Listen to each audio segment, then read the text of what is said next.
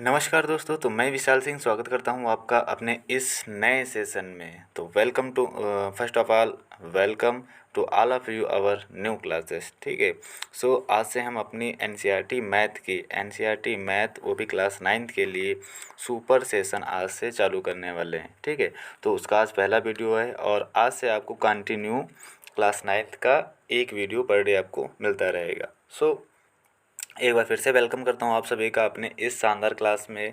और इस क्लास की ख़ास बात ये है कि आपको जो क्लास में पढ़ाया जाता है, जो आपको क्लास में पढ़ाया जाता है उसकी सेम एज कॉपी आपको पीडीएफ ना अपने जो अपना चैनल है ना, जो अपना यूट्यूब चैनल है फर्स्ट ऑफ ऑल, तो यार अपना यूट्यूब चैनल है अपना, क्या नाम है आपका, सभी लोग परिचित होंगे, फीलिंग स्कूलिंग संडीला के नाम से अपना जो है चैनल है। इसको सब्सक्राइब करें और वीडियो को लाइक करें और अपने दोस्तों को ज़्यादा से ज़्यादा शेयर करें ताकि वो भी इस क्लास का लाभ उठा सके। और एक बात मैं आपको बताना चाहूँ कि ये क्लासेस आपको बिल्कुल फ्री मिलने वाली हैं। आपको इसके लिए कोई भी पैसा नहीं वेस्ट करना है, बिल्कुल फ्री मिलने वाली हैं। और आपको डाउट रहता है कि यार क्या हम क्लास ले रहे हैं, क्या उसकी पीडीएफ मिलेगी, तो उसके लिए भी आप बिल्कुल टेंशन ना लें, क्योंकि जो मैं आपको पढ़ाऊँगा उसकी सेम टू सेम एज यानी सेम आपको पीडीएफ कहाँ पर मिलेगी, अपना यूट्यूब चैनल सॉरी अपना टेलीग्राम चैनल है, वही सेम अपना टेलीग्राम चैनल है, वो भी है फीलिंग स्कूलिंग संडीला के नाम से। आप वहाँ पर सर्च करेंगे और उसमें ज्वाइन हो जाएंगे। वहाँ पर आपको जो क्लासेस होंगी उस क्लास की same as it is PDF मिल जाएंगी। ठीक है। और यार चैनल को अपने सब्सक्राइब करें, अपने दोस्तों को शेयर करें। ठीक है। बिल्कुल मुफ्त क्लास है, आपको किसी भी तरह का कोई भी रुपया पे नहीं करने वाला है और हम आप मिलकर इस सेशन को बहुत शानदार बनाने वाले हैं। ठीक है। सो आज से हम अपना कुछ बेसिक है अपना, ठीक है, जो बेसिक है आज हम वो सॉल्व करेंगे। ठीक है। बाकी अपनी एक्सरसाइज कल से कंटिन्यू स्टार्ट हो जाएगी। सो इकाई एक है हमारी, क्या है इकाई एक हमारी बताती है कि इकाई एक वास्तविक संख्याएं। आज इनका हम परिचय करते हैं। आखिर वास्तविक संख्याएं होती क्या हैं। हम चैप्टर तो पढ़ लेते हैं मान लीजिए कोई भी चैप्टर होता है ना, वो चैप्टर तो हम पढ़ लेते हैं और उनके बारे में ना जानना, ये सबसे बड़ी हमारी कमी रहती है। ठीक है। तो इस सेशन में हमारा काम क्या होता है कि जो लेसन है सबसे पहले उसके बारे में अच्छे तरीके से डिस्क्राइब कर दिया जाए, परिचित करा दिया जाए, तो बहुत ही अच्छा रहेगा। सो जो हमारा पहला है, इसके वास्तविक संख्याओं के अंतर्गत आती कौन कौन सी संख्या, सबसे पहले ये हम जान लेते हैं। तो वास्तविक संख्याओं के अंतर्गत सबसे पहले संख्या आती है हमारी प्राकृतिक संख्याएं। प्राकृतिक संख्याओं को अंग्रेजी में नेचुरल नंबर करते हैं और इसे हम अंग्रेजी के कैपिटल एन से प्रदर्शित करते हैं, नेचुरल नंबर को। ठीक है। अब बात आती है कि प्राकृतिक संख्या अर्थात नेचुरल नंबर कहते किन संख्याओं के हैं। तो जिन संख्याओं का देखने यहाँ पर देखना बहुत ही आसान शब्दों में आप लोगों के लिए, ठीक है, आप फील करेंगे कि हम मैथ पढ़ रहे हैं।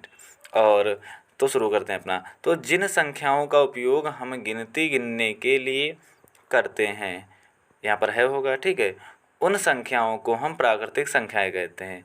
इन्हें कैपिटल एन से प्रदर्शित करते हैं। तो पहले हम पढ़ चुके हैं, अर्थात हम गिनती गिनते हैं तो सबसे पहले कौन सी संख्या का प्रयोग करते हैं, एक पढ़ते हैं ना। तो इसी प्रकार से सबसे पहले जो संख्या है जो और इनको कैसे प्राप्त करते हैं और इनको किस नाम से जान सकते हैं, अर्थात जो संख्याएं एक से प्रारंभ होती हैं उन संख्याओं को हम क्या कहते हैं, नेचुरल नंबर कहते हैं, अर्थात प्राकृतिक संख्या कहते हैं।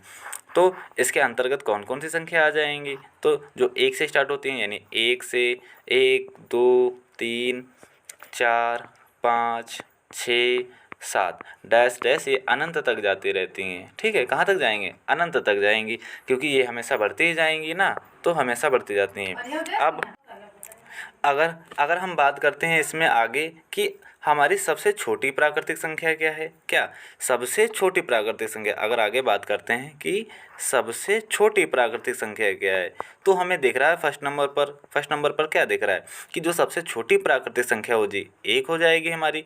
और अगर बात करें कि सबसे बड़ी क्या हो जाएगी, सबसे बड़ी, तो सबसे बड़ी प्राकृतिक संख्या क्या हो जाएगी। अब हमने देखा यहाँ पर हमारी जो संख्या जा रही है अनंत तक जा रही, तो ऐसे तो कोई हमें बड़ी संख्या ज्ञात ही नहीं सकती।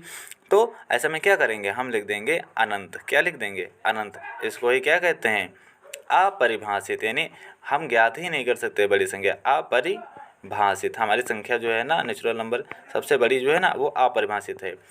ठीक है। तो उम्मीद है इसको आपने बहुत अच्छे तरीके से समझा होगा। और इसके अंतर्गत अगली संख्या आती है, नंबर 2 आती हैं पूर्ण संख्याएं। पूर्ण संख्याओं को हम क्या कहते हैं, होल नंबर्स कहते हैं, ठीक है। सो इन संख्याओं को जानते हैं कि ये संख्या आखिर होती क्या है। सो यहाँ पर देखते हैं कि पूर्ण संख्याओं को अंग्रेजी में होल नंबर्स कहते हैं। जो संख्याएं जीरो से प्रारंभ होती हैं, जो संख्याएं शून्य अर्थात जीरो से प्रारंभ होती हैं, पूर्ण संख्याएं कहते हैं। इन्हें डब्ल्यू से प्रदर्शित करते हैं, इन्हें कैपिटल डब्ल्यू से प्रदर्शित करते हैं हम।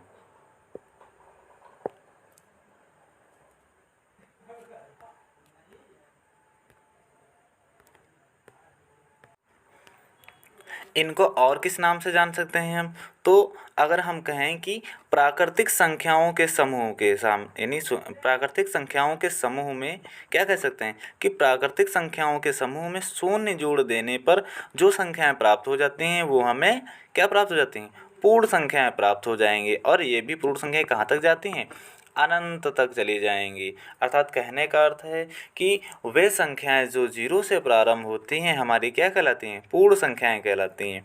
अब इसमें भी बात करते हैं हम कि सबसे छोटी और सबसे बड़ी। तो अगर बात करें सबसे बड़ी, क्या बात करें, सबसे बड़ी और सबसे छोटी की, तो यहाँ पर देखते हैं अगर छोटी की बात करते हैं हम तो छोटी क्या हो जाएगी, अब यहाँ पर जीरो है तो सबसे छोटी क्या हो जाएगी, हमारी जीरो हो जाएगी। और अगर सबसे बड़ी की बात करते हैं तो सबसे बड़ी कहाँ तक जाएगी, अनंत तक जाएगी। और वो भी हमारी क्या हो जाएगी, अपरिभाषित हो जाएगी। यानी बड़ी तो संख्या हम बता नहीं सकते हैं, अपरिभाषित हो जाएगी, लेकिन हम छोटी संख्या बता सकते हैं। तो यहाँ पर लिख देंगे हम कि जो हमारी सबसे बड़ी पूर्ण संख्या है वो जो है ना अपरिभाषित है। अब आगे बात करते हैं अपने इंटीजर्स की। इंटीजर्स यानी इसको हिंदी में कहते हैं पूर्णांक और अंग्रेजी में कहते हैं इंटीजर्स। तो जो पूर्णांक होते हैं ना, दो प्रकार की संख्याओं से मिलकर बनी होती हैं संख्याएं। जो पूर्णांक संख्याएं होती हैं ना, वो दो प्रकार की संख्याओं से मिलकर बनी होती हैं, जिनमें से एक तो होती हैं धनात्मक पूर्णांक यानी धनात्मक संख्याएं, और दूसरी ऋणात्मक संख्याएं होती हैं, उन्हें क्या कहते हैं, पूर्णांक कहते हैं। अर्थात अगर हम इसको दूसरे शब्दों में कहें कि जिन संख्याओं का उपयोग हम संख्या रेखा पर प्रयोग करते हैं, यानी जिन संख्याओं का उपयोग हम नंबर लाइन पर करते हैं, उन्हें क्या कहते हैं, उन्हें हम पूर्णांक कहते हैं। अर्थात यहाँ पर हमारा कोई भी संख्या रेखा खींचते हो तो यहाँ पर सेंटर पॉइंट होता है यानी जीरो होता है। अगर हम अपने दाईं ओर जाते हैं, कहाँ पर, दाईं ओर जाते हैं, अगर दाईं ओर जाते हैं संख्या रेखा पर तो हमारी संख्या काहे की होती है, प्लस की होती हैं। यानी प्लस का 1, प्लस का 2, प्लस का 3 और प्लस का 4 होता है। अगर हम इसी में अपने बाईं तरफ जाएं, यानी इधर तरफ जाएं, यानी बाईं तरफ जाएं, क्या बाईं तरफ जाते हैं, जब बाईं तरफ जाते हैं तो संख्या हमारी माइनस की प्राप्त हो जाती है। यानी माइनस का 1, माइनस का 2, माइनस का 3 और यहाँ पर माइनस का 4, ऐसे ही डैश डैश तक चलती रहती हैं, ठीक है। तो दूसरे शब्दों में हम कह सकते हैं कि जिन संख्याओं का उपयोग हम संख्या रेखा पर करते हैं, ठीक है, वे संख्याएं हमारी क्या कहलाती हैं, पूर्णांक संख्याएं कहलाती हैं। इन्हें क्या कहते हैं, इंटीजर्स कहते हैं, ठीक है। तो उम्मीद है आप लोगों को बहुत अच्छे तरीके से समझ में आएगा।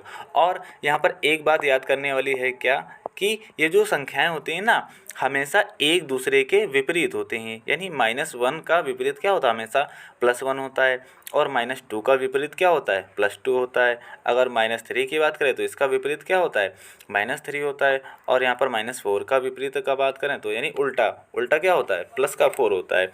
और इन्हीं संख्याओं को हम क्या कहते हैं, यानी ये जो होती हैं हमारी ऋणात्मक संख्याएं होती हैं, क्या ऋणात्मक संख्याएं होती हैं, ये हमारी ऋणात्मक संख्याएं होती हैं। और क्या होती हैं, ऋणात्मक को हम माइनस कहते हैं और धनात्मक को हम प्लस कहते हैं। यानी धनात्मक यानी जोड़ की संख्या हमारी होती हैं, इन्हीं को धनात्मक संख्याएं कहते हैं, ठीक है। तो उम्मीद है आप लोगों को बहुत अच्छे तरीके से समझ में आया होगा, ठीक है। अब आगे बढ़ते हैं, जो इसके अंतर्गत और कौन सी संख्या आती हैं। अब इसके अंतर्गत आती हैं हमारी परिमेय संख्याएं। क्या आती हैं, परिमेय संख्याएं। परिमेय संख्याओं के बारे में हम पढ़ेंगे। तो यहाँ पर लिखा है कि जो संख्याएं यहाँ पर लिखेंगे P/Q, P/Q यानी अंश यानी P/Q के रूप में। अर्थात इसका मतलब क्या होता है, P यानी अंश व हर में होते हैं, क्या होते हैं, अंश व हर में होती हैं। यानी कह सकते हैं कि जो संख्या अंश व हर में होती हैं वे क्या कहलाती हैं, परिमेय संख्या कहलाती हैं। अर्थात हम यहाँ पर कोई संख्या लिखते हैं 4/5, यानी ये हो गया अंश उसका और ये हो गया हर, और ये पूरी संख्या क्या हो गई, एक परिमेय संख्या हो गई हमारी। ये हमारी परिमेय संख्या हो गई। अब बात करते हैं यहाँ पर P और Q होते क्या हैं। तो P बराबर भी पूर्णांक होते हैं हमारे, क्या होते हैं, पूर्णांक होते हैं, ठीक है। पूर्णांक, पूर्णांक का मतलब संख्या हमारी प्लस की भी होती हैं और माइनस की भी होती हैं, वो भी सभी पढ़ लिया हमने पूर्णांक क्या होते हैं, ऊपर समझ चुके हैं। और क्यों भी हमारा क्या होता है, पूर्णांक होता है, ठीक है। क्यों भी हमारा क्या होता है, पूर्णांक होता है, लेकिन किसको, जीरो को छोड़कर, यानी जीरो को छोड़कर सभी क्या होते हैं, हमारे पूर्णांक होते हैं। पी भी बराबर पूर्णांक होता है और क्यों भी बराबर पूर्णांक होता है, ठीक है। क्यों भी पूर्णांक होता है, ठीक है। तो जो संख्याएं पी अपन क्यों के रूप में होती हैं वे हमारी क्या होती हैं, परिमेय संख्या होती हैं। इसके अंतर्गत अगर बात करें तो कौन कौन सी संख्या होती हैं, अगर मान लिया हम यहाँ पर लिख लेते हैं क्या, अगर यहाँ पर लिखते हैं हम एक, तो क्या ये हमारी परिमेय संख्या है, बिल्कुल है। क्यों, क्योंकि अगर कोई भी संख्या होती है तो उसके नीचे हम हमेशा एक मान लेते हैं। तो इस संख्या के नीचे जब हम एक मानेंगे ना, बटे एक कर देंगे, तो ये क्या हो गया, अंश और हर में यह संख्या आ गई। इसको ऊपर वाले को संख्या कहते हैं अंश, नीचे वाले को कहते हैं हर, और इस लाइन को कहते हैं बट्टा की लाइन कहते हैं, नहीं बट्टा की लाइन, ठीक है। तो जो संख्या अंश व हर में होती हैं वे संख्या क्या होती हैं, हमारी परिमेय संख्याएं होती हैं। अब इसमें आगे बात करते हैं हम, जब आगे बात करते हैं तो और संख्या का उदाहरण लेते हैं। अगर बात करें 4/5, तो क्या ये हमारी पूर्णांक यानी परिमेय संख्या है, तो बिल्कुल है।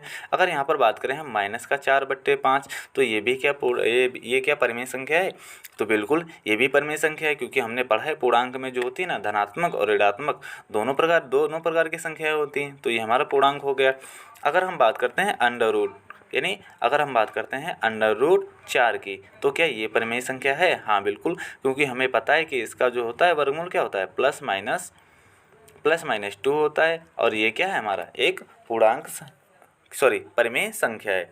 अब बात करते हैं हम अपरिमेय संख्या की, तो जो संख्या पी अपन क्यू के रूप में नहीं ले, यानी पी बट्टे क्यों के रूप में नहीं ले सकते हैं, वे संख्या क्या होती हैं, अपरिमेय संख्या होती हैं। अर्थात अगर हम यहाँ पर बात करें कि अगर हम बात करते हैं यहाँ पर √3 की, तो √3 क्या है, हम इसको पी अपन क्यू के रूप में नहीं ले सकते ना, तो इसका वर्गमूल निकाल सकते हैं, तो ये एक अपरिमेय संख्या होगी। अगर इसी में बात करते हैं √5 की, तो इसका भी हम नहीं वर्गमूल निकाल सकते हैं, ठीक है, तो ये भी क्या होगी, अपरिमेय संख्या होगी। तो ये हो गई अपरिमेय संख्या, ठीक है। अब अपने मेन टॉपिक पर पहुंचते हैं हम। अपना मेन टॉपिक जो क्या है, हमारा जो लेसन है हमारा वास्तविक संख्या है, यानी रियल नंबर। अर्थात वास्तविक संख्या कहते कि नहीं, ठीक है, जो हमने खिचड़ी पकाई ऊपर वो इसलिए पकाई इन संख्याओं तक, यानी यहाँ पर समझने के लिए। तो वास्तविक संख्या को अंग्रेजी में कहते हैं रियल नंबर। तो वे संख्याएं जो या तो परिमेय या अपरिमेय होती हैं, वास्तविक संख्याएं कहलाती हैं। अब ऊपर हमने पढ़ चुके हैं कि परिमेय संख्या कौन सी होती हैं, अपरिमेय संख्या कौन सी होती हैं। तो यहाँ पर परिमेय संख्या क्या थी, √4 था, 4/5 था, 2 था, कोई भी संख्या थी, उन संख्याओं को जो या तो परिमेय है या अपरिमेय है, ऐसे संख्याओं को क्या कहते हैं, वास्तविक संख्या है, अर्थात रियल नंबर कहते हैं। इसके अंतर्गत लिखेंगे जैसे क्या, जैसे लिख दिया हमने 2 लिख दिया, √2 लिख दिया, या 3/4 लिख दिया, या माइनस का 3/5 लिख दिया, या √5 लिख दिया। ये सभी संख्याएं क्या हैं, हमारी वास्तविक संख्याएं हैं, ठीक है। तो उम्मीद करते हैं आप लोगों को जो इंट्रोडक्शन था ना हमारा पहली क्लास का, आपको बहुत अच्छा लगा होगा और आपको समझ में भी आया होगा, ठीक है। और एक बार फिर से हम अपने चलते हैं यहाँ पर, जो हमारा जो लेट में जुड़े हैं ना, तो वो यहाँ पर देखेंगे कि जो हमारा एक यूट्यूब चैनल है, यूट्यूब चैनल का नाम है अपना ही चैनल है, ठीक है, फीलिंग स्कूलिंग संडीला इस नाम से, जहाँ पर आपको कक्षा 6, 7, 8, 9 तक की मैथ्स कराया जा रहा है, ठीक है। और उसमें स्पेशली आपका जो आज से NCERT वाला है कक्षा 9 का NCERT वाला सेशन आज से हमारी क्लासेस शुरू हो रही हैं, ठीक है। और इन क्लासों का एडवांटेज क्या है कि आपको जो भी पढ़ाया जाएगा उसका सेम आपको आपका PDF नोट्स जो है ना आपके टेलीग्राम चैनल पर, या जो आपकी वीडियो होगी ना यूट्यूब वीडियो, उसी के डिस्क्रिप्शन में लिंक पड़ी होगी, वहाँ से आप डायरेक्ट ज्वाइन कर सकते हैं, ठीक है।